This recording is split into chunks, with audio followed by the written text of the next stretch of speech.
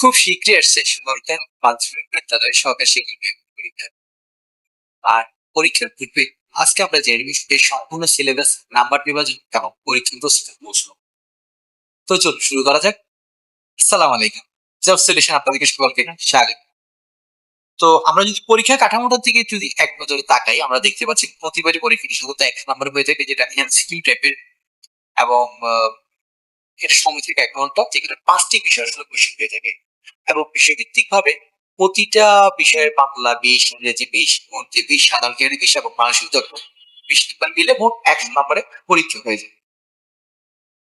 আমরা যদি বাংলা ইংরেজির দিকে তাকাই, তাহলে বাংলায় সাধারণত ব্যাকরণ, সন্ধি, সমাস, কারক, প্রকৃতি, পত্র, প্রবন্ধ, সংলাপ, অনুচ্ছেদ রচনা, ভাষাগত দক্ষতা ও বাক্য শুদ্ধিকরণ এই ধরনের যে বিষয়গুলো রয়েছে সেগুলো সাধারণত 20 নম্বর কোশ্চেন হয়ে থাকে।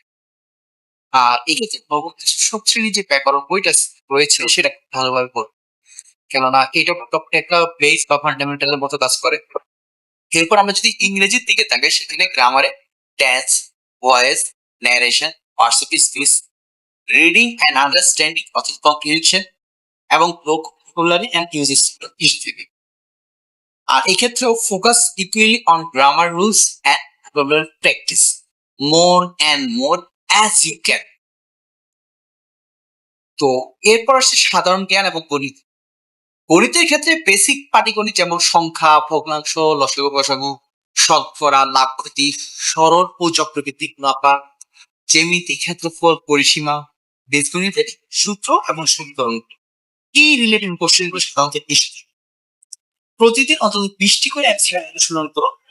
আর এই ক্ষেত্রে বিশেষ করে হচ্ছে ক্লাস 6, 7, 8 এই 3 শ্রেণীর যে বইগুলো রয়েছে সেখানকার পাটিগণিত অংশটা খুব ভালো করে রপ্ত করে নিন।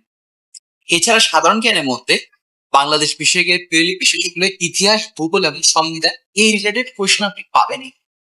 এছাড়া আন্তর্জাতিক জ্ঞান এবং সাম্প্রতিক ঘটনা থেকেও প্রায় কয়েকটি কোশ্চেন এসেছে। এছাড়াও আসে বিজ্ঞান এবং প্রযুক্তি থেকে। এক্ষেত্রে টিপস হিসেবে বলতে পারি যে প্রতিদিনের পত্রিকা আপনার কারেন্ট অ্যাফেয়ার্সটা রেগুলারলি অনুসরণ করুন। পাশাপাশি আপনার বিগত সালে যে কোশ্চেনগুলো আসলে হচ্ছে বা হয়েছে সেগুলো আসলে একটু দেখুন।